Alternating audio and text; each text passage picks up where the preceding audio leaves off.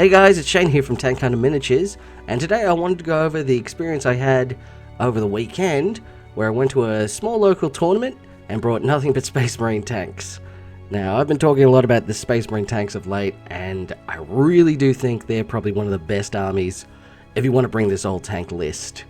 Trying Tau, trying Guard, I'll try and get through everything, because I really think this is one of the stronger parts of 10th edition. So let me just go over the list real quick. So as you can see, we've got our Sergeant Cronus leading the army. So pretty much, yeah, he really helps the army out.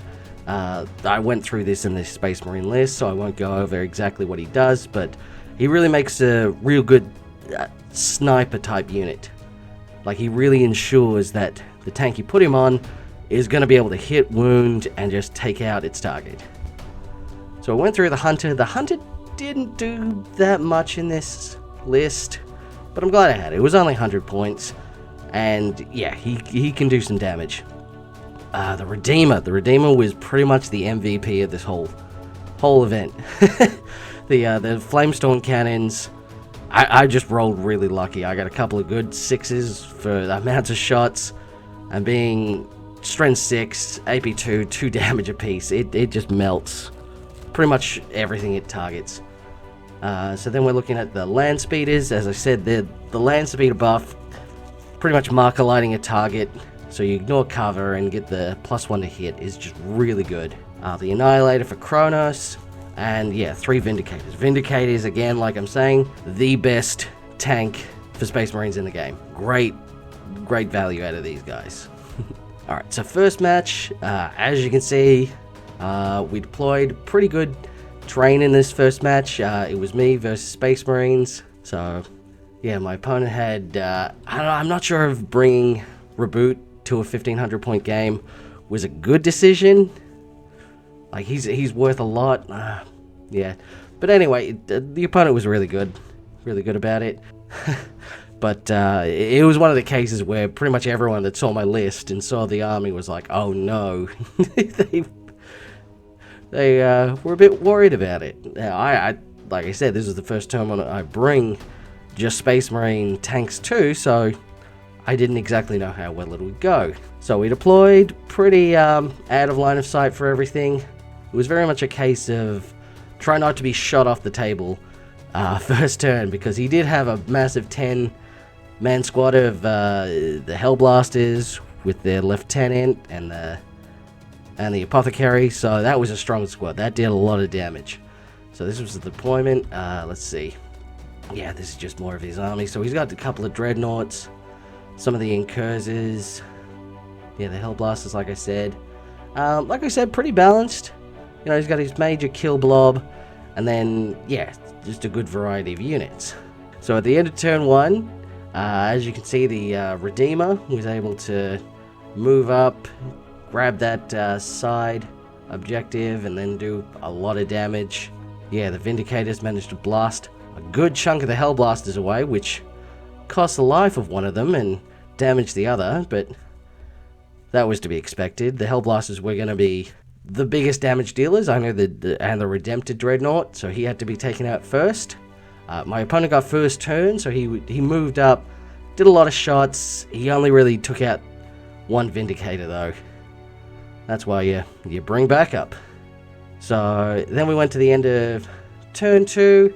The Redeemer moved up.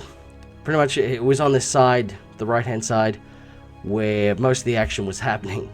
Yeah, I tried to evenly deploy where, you know, the left flank and the right flank were getting equal amounts of sort of tanks put towards it.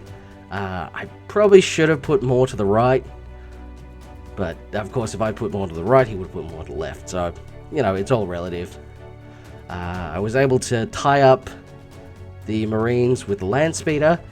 Now, of course, the Land Speeder being toughness 7 now, it's, yeah, you're winning on 5s with just regular guys, so it was able to do pretty decently, just holding on. And by the end of the game, this was all that's left. The Predator was finally killed by Reboot, but I managed to finally secure all the objectives. So, seeing it was just a small tournament, they were just doing the primary objective, no secondaries. So I was able to win 9-8.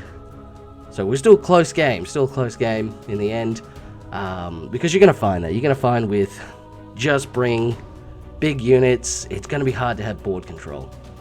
That's always a given. That's the handicap you're giving yourself. But overall, these guys did incredibly well. Like, I did manage to get down Reboot, but he got back up, as, yeah, he likes to do.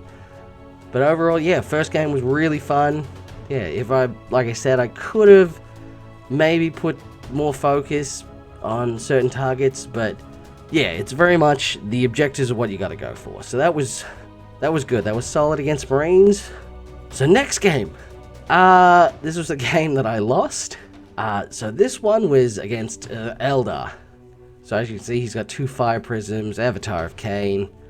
He's got a Dark Reapers with that special character, and yeah, Autark and everything. So his list was pretty scary. The Fire Prism's ability to shoot and then move is, that hurts. That is absolutely disgusting. That's me saying it. With what I brought, which was also disgusting, but yeah. So as you can see, yeah, first deployment, everything's kept in cover. Pretty much no one wanted to be out in line of sight first turn. I did my best to hide my tanks, as he did for his. And it very much came down to it was a tank battle in the end. Pretty much that's all that was really left. So first turn, I sort of moved up. He put his Avatar of Khaine on the objective, which we oath a moment, and we just destroyed it. He did say he was kind of surprised I did that, but like I explained to him, if you just oath a moment something, it's gonna die. It's just how it goes. So that was good in a way, getting rid of that sort of roadblock, but it did mean I had to come out in the open. But there was no hiding that. You had to do it at some point, which of course led to losing a couple of vehicles. I lost the land speed, I lost a Vindicator, and it was just really hard to stay out in the open when, yeah, you've got the best anti-tank gun in the game. Not only that, but you had his Wraith, who they infiltrated in or whatever, on the side, and they demolished the Vindicator with the warp cannons there. That's hard to stay up to. So yeah, I tried my best here. There's definitely a reason Eldar are on top at the minute. So I'll show you how the game ends. Here we go. Yeah, like I said, pretty much the only thing left. I had 1 Vindicator, 1 Land Speeder, but he had 2 of the Fire Prisms, and he was very much always capping objectives with his Autark and his other guys. So, and very much he stayed board control, he stayed being able to move, Fate Dice. Like we were sort of talking about, the Eldar don't really seem to have a disadvantage. They seem to have something really good for everything. They don't have any drawbacks. So we'll see how that goes. I'm not sure if that means they need a point increase. I mean, they already got the Fire Prism point increase. And that was well deserved. As they were pretty unstoppable. And that was me, being focused fire on the Land Raider, and I'm popping Armor of Contempt, popping Smoke, just to keep it alive. And it did pretty good. It did last longer than I thought it would, but yeah, it's hard to stand up to that. So this is the one I lost. It's still a really fun game. I was just a bit out of my league with that one. So final game was Space Marines again. I forget which faction he said he was, because he was like me, just playing the custom chapter. So he had a pretty balanced army, mostly Primaris. He had the Inceptors, some Tacticals.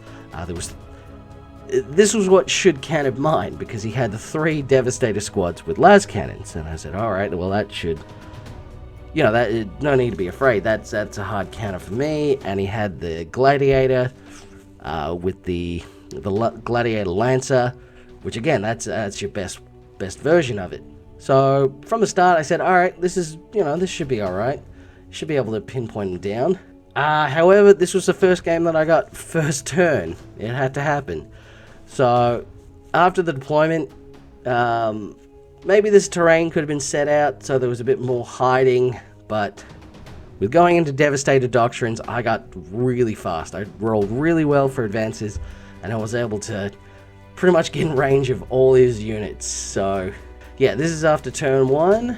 I was able to move everything up. His scouts had come up the board to take the objectives early. I was able to flame them off the target. 2 Devastator squads had just been demolished by Demolisher cannons. As you can see, the Gladiator in the back, and his Dreadnought there as well. So there wasn't much to say about this. The game pretty much ended at the end of my turn 1. His turn 2, he had to move his Devastator squads out of cover so they could get a good line of sight, and I overwatched with the Flamestorm cannons and just removed the Devastator squad completely. So once I was able to get up on, he came out to me and I did more damage to him. That was pretty much the end of it. But he was a great sport. Like I said, I liked his army. It wasn't bad. It was pretty much balanced. Am I saying this is unbalanced, what I'm doing? Maybe. But like I said, this is experiments. I just want to see how it goes. And of course, after seeing this, what I've done, the first thing he went and did was go to the front of the store and buy a Vindicator. Because that's what I'm telling him. It's the best in the game at the minute. So overall, there was 21 plays. I placed 9th out of 21. So that was pretty good. Like I said, I was just there to have fun, test out these armies. I wasn't there to try and win. I wasn't being super competitive. It was just to have fun and experiment. But overall, yeah, Space Marines, tanks, it's finally good again. I was explaining to him beforehand, because I'll get a bit into this, because I was planning to make a video just explaining how exactly tanks became so much better than they were before. And like, it is mostly just the change in strength and toughness that's pretty much done it. I didn't think that would matter so much, but it did. It really did. Because you got your minimum sort of toughness. Like a Rhino is toughness 9 now. That's a base. Pretty much most of what you find for vehicles are going to be starting at toughness 9, going up to toughness 12 for the Land Raiders. So that's a good point. That's a good spot to be in, because when you think about it, melters and everything, what people got, melters got the short end of the stick on this one. Most melter weapons being strength 9, it's just not going to crack through. So depending what army you have, it's going to be very hard to be wounding on more than a 5. Like I said, before last edition, heavy bolters, that was the bane of your existence. That would always be wounding on 5s. There was always ways to reroll and get +1 to wound and everything, and that would whittle down everything. But now, you can actually get cover on a lot of vehicles, a lot of the case. Heavy bolters are not really a concern anymore. So you see very little strength 10 weaponry now. It's not that hard to get like strength 9, but to get that so you're wounding a lot of vehicles on 4s or 3s, it's just very hard now. So it's very much keyed in the way that this can really come forward. So I'll definitely be trying this again at the next one. I might try a different type of army. I've got a guard list that I really want to try, because bring just nothing but Leman Russ is just fun. That's always great to see. The problem with Leman Russ is just their inability to really hit. So it's really hard for them to move forward, and just their holding power isn't quite as well as what it used to be. But we'll see. Maybe I'm just playing it wrong. But I'll try it with Tau. I'll try it with everything. But if you want to see something specifically for me to try out, I'd love to do that. So let me know what you thought, and I'll upload another one of this for the next time. So have a good day, everyone, and I hope to see you soon.